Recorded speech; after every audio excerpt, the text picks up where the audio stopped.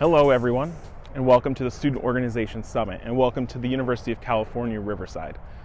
10 years ago, we started a little project right here that we called the Student Organization Summit. And for 9 years, we traveled around Southern California, meeting with campuses from all across the region. Now, this small discussion where campuses from across Southern California would come together and talk about student orgs, this year, we weren't sure what it was going to be. And then the idea hit us that in this virtual landscape, there's no excuse to not broaden. So now we are truly international. We've got universities joining our discussion today from Italy, Mexico, Singapore, all over the world. And then we've got colleges and universities from all over the United States. We have over 500 campuses registered for today. That is crazy. So we are very excited about what today is going to bring.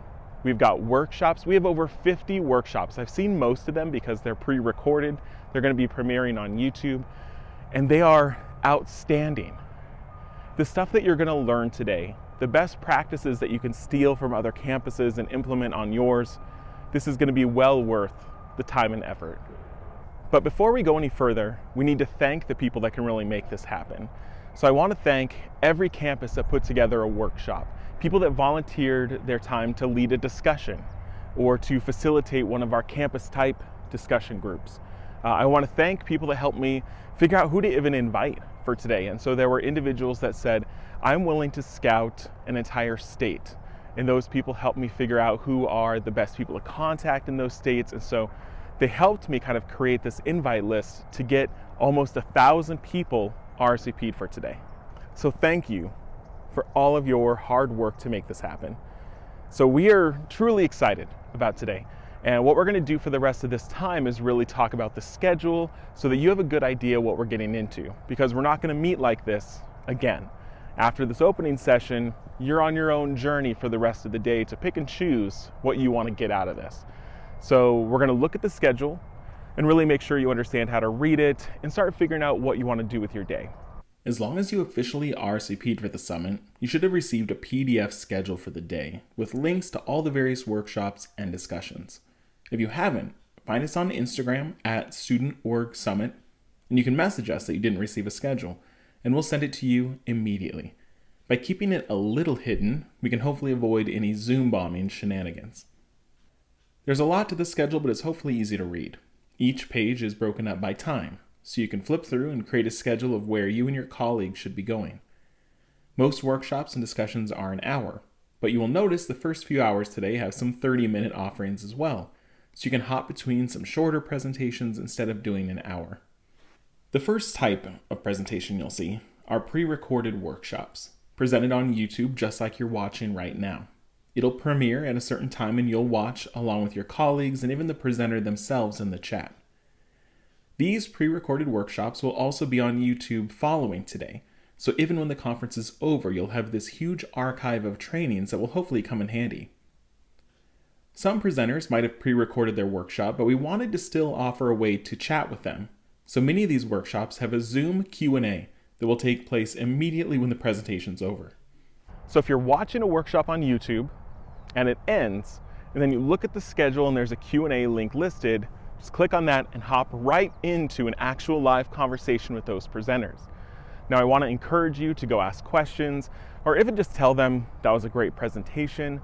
Like, we want that face-to-face contact, and so those Q&A rooms are a great place to do that. We also have live workshops on Zoom. There's hundreds of people here, so we do ask that if you join a Zoom workshop, you make sure that you stay muted and maybe use the chat feature to engage before attempting to interrupt the presenter mid-presentation. If we hit a cap, which is unlikely but still possible, we're encouraging these presenters to record their workshops so we can feature them on YouTube as well, but it's not guaranteed. We also have topical discussions to join. These aren't lectures, but rather a series of prompts and questions that you will be able to engage with and contribute to. Again, follow the facilitator's lead on how to give ideas or how to be called on, because these have a lot of folks involved as well. There will be discussions by topic, but also discussions based on the specialty of student org. For example, those of you that advise fraternities and sororities can hop into a discussion together. If you work with graduate students or at a medical school, there's discussion groups. For all discussions moving forward, we encourage your campus to only send one person. There's so much being offered today that we don't need 6 staff members from the same campus taking up discussion time. So try to spread out and have someone designated to represent and bring information back. You'll also see discussions that are assigned a letter. These are groups that you've been pre-assigned to. There are a few pages in the schedule where you can look up your campus by state and then find your institution and see what group you're assigned to. This is to help you find campuses similar to yours. Most community colleges will be together. We'll have the faith-based private schools together. We did our best to take your RSVP information and find like-minded institutions. I say we did our best because it may not always be perfect, but it'll be close. If your campus isn't listed, it may be a fluke that we missed you somehow, or you might have RSVP'd right before the event. In that case, find an institution you believe to be a peer institution, similar size and type, and go ahead and join that discussion group for today. So what does it mean if your university is listed, but there are no names? That means a few things. Either your staff members opted to not be included in the directory, or we had incomplete RSVPs, meaning someone started from your university but maybe didn't finish their submission, or potentially that your campus RSVP'd so close to the deadline that this directory was nearly finished, but we were able to at least assign you a discussion group. Or it could be a fluke, a mistake. I'm sure we were bound to mix up a few things in taking nearly 1,000 submissions and trying to compile into this directory. If any of you are here and you're part of a nonprofit, or you're part of a larger association, or you're a college prep program, there's a lot of you that are here that maybe aren't from specific colleges and universities. These breakout rooms aren't really for you. These also aren't really for people that don't do student orgs as a job. Like if you're an academic advisor on your campus, these breakout rooms are for people that coordinate orgs to talk really nitty-gritty logistical. How do you register groups? How do you do funding? How do you do this? And so some of you aren't really assigned to those groups, and that's why. But luckily there's enough during each time block that I'm sure you'll find other things to attend. These campus-type discussions are scattered throughout the day. Not everyone is having them at once, so again, reference your group and then find that time block and make sure to choose a delegate to attend that conversation. Most groups should be around 15 to 20 campuses together, but it's hard to predict who will actually show up. Your facilitator will have a list of topics and prompts that should give you enough to chat about. And lastly, we've got live demonstrations from 4 of the biggest engagement platforms on the market today. Today we have Engage, Presence, Campus Groups, and Involvio.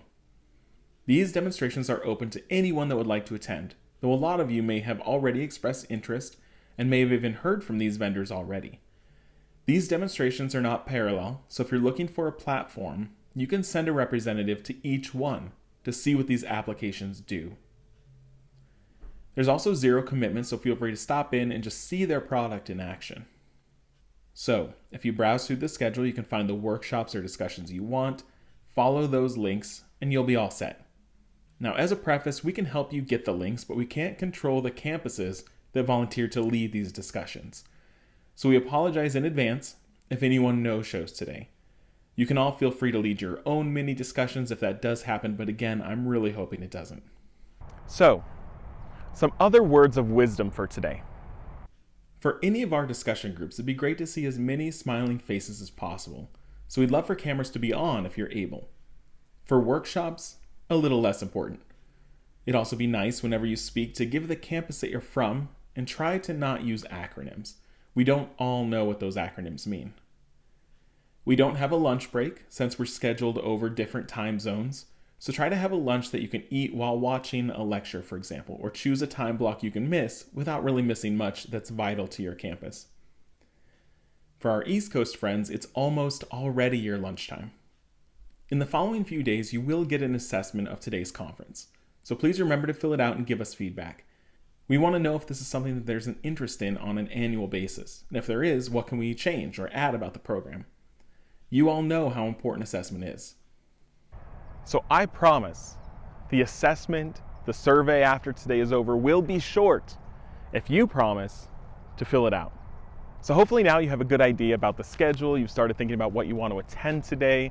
You maybe have a mix of discussions, and then you've got some maybe videos that you can watch that are a little bit more passive while you eat lunch or whatever. So there's a lot to engage with today. And then remember, most of this will be evergreen that you can watch on our YouTube channel whenever you want. So if there's a conflict where you're saying there's a discussion I wanted to go to and there's a training I want to go to, most everything will be up on YouTube that you can watch later, or even today, that you could decide there was a workshop I missed at 9, I want to go back and watch that. I would say the workshops and trainings you can go to anytime, but the discussions, there really isn't a way to replicate or revisit those. And so if there's a chance for you to connect with other universities in person and live, those are probably the things you want to prioritize today. So now you've got a few minutes free to start looking at the schedule and picking out your first few workshops. Enjoy today, and remember that you can message us anytime at Student Org Summit on Instagram, or you can email us at studentorgsummit@gmail.com if you have any hiccups or questions today. So have a great day today. We are truly excited. And remember, you can always ask questions, you can email, hit us up on Instagram, and we can answer questions throughout today and kind of troubleshoot any challenges you might be having. So enjoy the Student Organization Summit.